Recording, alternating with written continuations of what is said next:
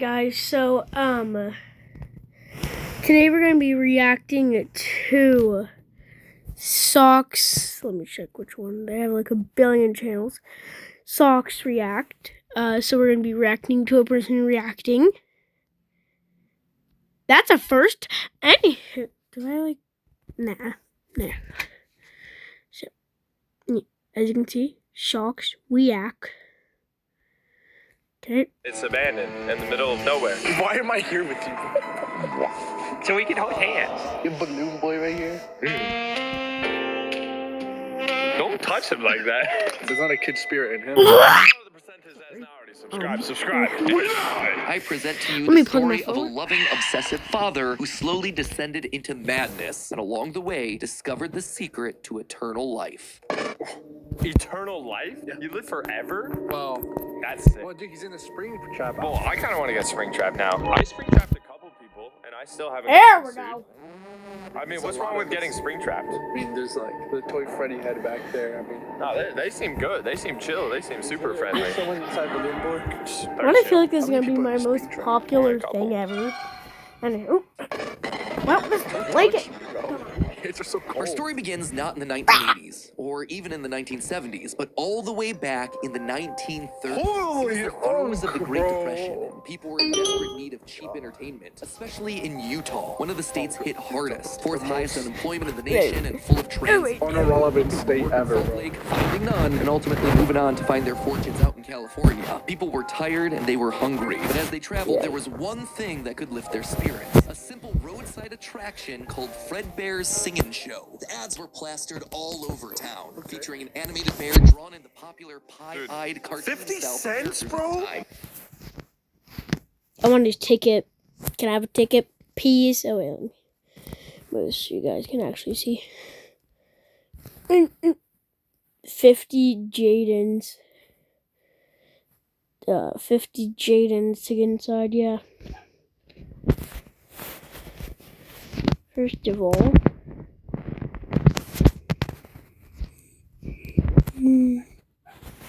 okay.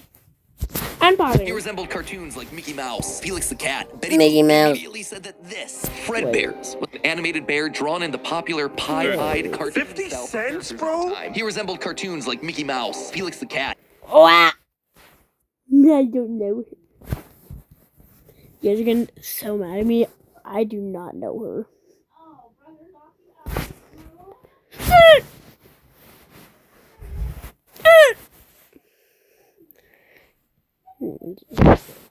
Betty Boop. It immediately said that this, Fredbear's, was a place where you could bring the family. And the price, honestly, couldn't be beat. For 50 cents, you could get food and entertainment as you watched the local trained real-life dancing bear perform on stage. Bring me back to this time, bro. Bro, how old is this? How old does this 1930. go? 1930 is insane. That's 100 years ago.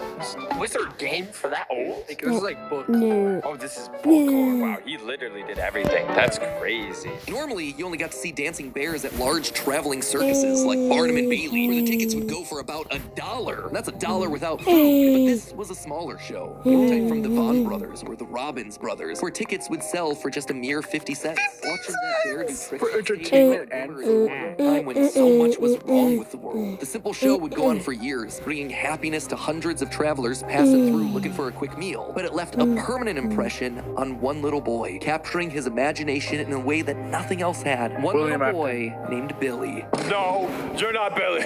You're a fake. Why is You're- he Billy? I thought he'd be William Afton. Yeah. He's like a kid. I guess maybe that's his That's his other name. Dude, I tried to hire a bear for the Five Nights at Freddy's shoot, but supposedly it's illegal. Yeah. Like, Really? Wow, guys, we should all take that in. Really, really unnotable. Yeah, wait. Do I have a green? Yes, I do. Yeah, definitely. Just don't pay attention to what I'm drawing. By the way, this isn't accurate. I don't have the actual color, so that's pretty good. Yeah, that's totally real. Oh, actually, should I do it? What color should I do it? Well, I know he likes purple, so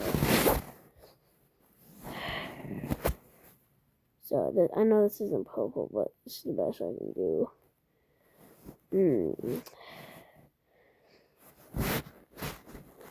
Just try to cover this in. That's how I got it right. Okay. And How funny would it be? I started the video as like, I got a little bit bored, so I made Five Nights at Freddy's in real life, and then behind me was a real bear. One little boy named Billy. That was his nickname at least, but his parents liked to call him William. William Afton. The bear could dance. It could sing. For decades, William dreamed of recreating that moment of bringing a musical bear to life, but how? William was smart, without a doubt, and he had a keen mind for business, but he wasn't the most creative. How do you make a singing, dancing bear come to life? The best he could do was using rudimentary costumes. William was inspired by the work of Walt Disney, who throughout the 50s and 60s was pioneering the use of mascot suits throughout his theme park. The big innovation? Suits with 5 fingers. This allowed the performers wearing the suits to use their natural arms and hands to interact with the guests, as opposed to the older models where the arms would just hang limply by their sides. Finally, with a simple mascot suit, he would be able to realize his childhood dream. He would be able to bring Fredbear to life. To appeal to the kids, You know what's insane? Mascots and like outfits have only been happening for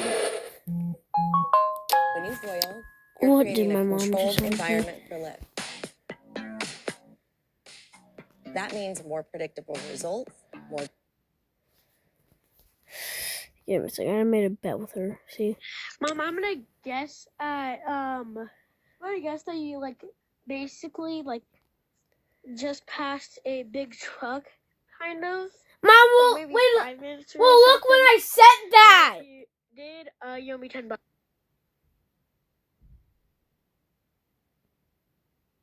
Whatever. Yeah.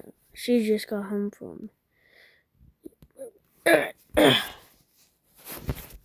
know what's insane? Mascots very and good like recording. outfits have only been happening. Normal noises. Oh my it's bad. I fine. didn't mean to cut that. No, how do you make a singing, dancing bear come to life? The best he could do was using rudimentary costumes. William was inspired by the work of Walt Disney, who threw to the older models where the arms would just hang limply No. by their sides. Blech. Finally, with a simple mascot suit, he would be able to realize his childhood dream. He would be able to bring Fredbear to life. To appeal to the kids, You know what's insane? Mascots and like outfits have only been Yeah, happening. look at yeah, this is a baby. That's just the normal noises. It's fine.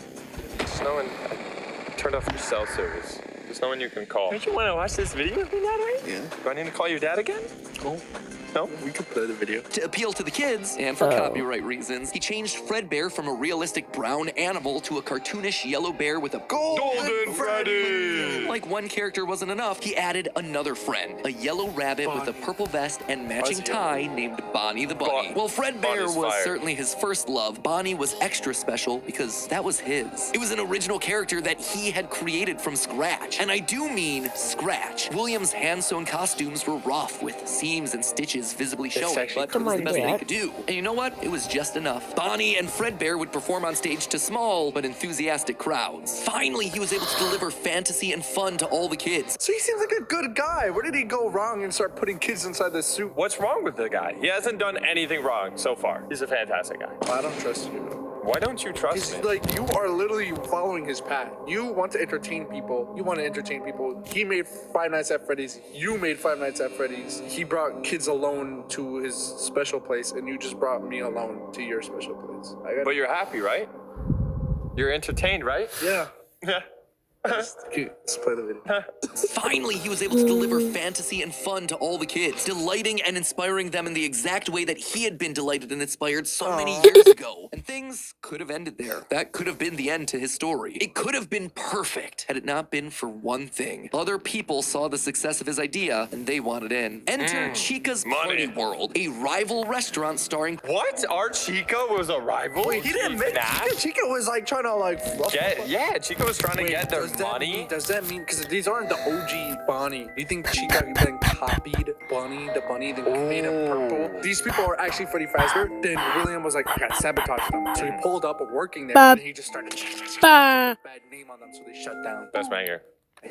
Enter Chica's Party World, a rival restaurant starring performing animal characters. His idea, except they did it better. William may have been the first, but obviously he wasn't the best. They did it hurt better, the bro. prideful William Afton to admit it, but this restaurant was able to do the thing that he always wanted to do: make the animals actually come to life. All of the performers in this restaurant were robots, simple metal skeletons that were powered by battery packs, but all of them able to freely turn and talk and dance on their own, no human required. It was like magic that came from the mind of a brilliant creator named Henry Emily. This Henry, in some small way, had been able to harness the power of life itself. Afton admired him. He was jealous, to be sure, but he also looked upon this man with awe. Off to one side of Chica's Party World was a small cabaret stage featuring an elephant magician. On the other, a hippo known to ramble on and on. That one was more of a joke for the parents. Are these where they're from? Because I've seen them before, but I didn't know where they're from. But it was the main stage that was for the kids. A rocking band of characters featuring a yellow chicken thing with a southern drawl named Chica. Is that how Chica looked like? Why would they make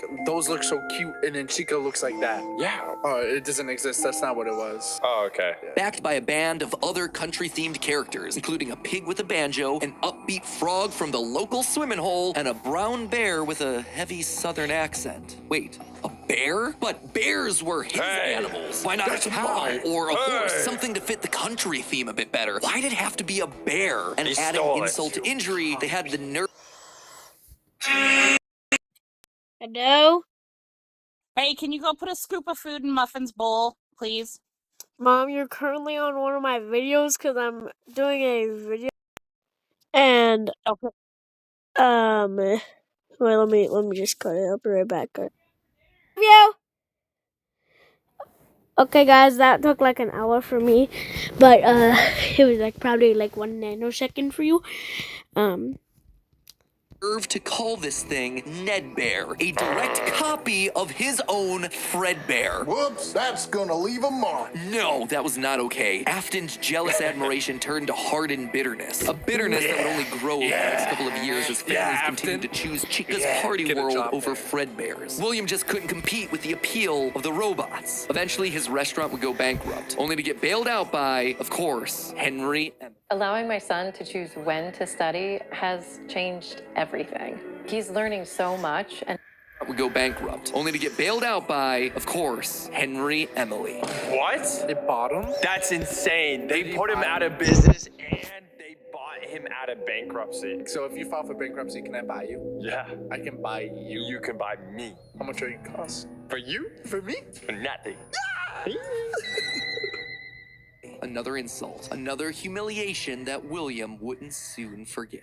1979. Despite being bitter, Afton couldn't deny that what came next was a period of massive success and expansion. With the two franchises now merged into one, it was the best of both worlds. Afton's ideas with Henry's robotic expertise. The two men decided to launch under a new name, Fredbear's Family Diner, a pizza chain that would eventually come to feature a mix of humans in performing suits as well as on-stage animatronics. They decided to stick with Fredbear as the headliner, considering the Yellow Bear was easily identifiable as a brand and because he was the original performing animal mascot. Afton appreciated that. This new restaurant would also see a mix of characters as the two franchises merged into one, with Pig Patch and Happy Frog performing right alongside Fredbear and Bonnie. And as part of this one big Fredbear family, they even got themselves official merch that were released, ranging from masks to magnets. Crappy Mr. Hippo fridge magnet? Sorry, Gregory. That said, not all the characters were winners. The reception to some characters was just mediocre, so they faded away into the dumpster, storage units, and retro budget tech stores of lost nostalgia, waiting for their chance to step back into Yeah, that's where they're limelight from the when pizza headliners place. out of commission. Others, though, would fare much better, like a new pirate fox, as well as a blue guitar playing Alright, I'm variant of the sorry, yellow guys, Bonnie I'm Bunny. gonna have to Ultimately, the end the franchise would get video so here. big, it would spawn its If own you want a part cartoon show, two, just Fredbear comment and down below. Friends. Business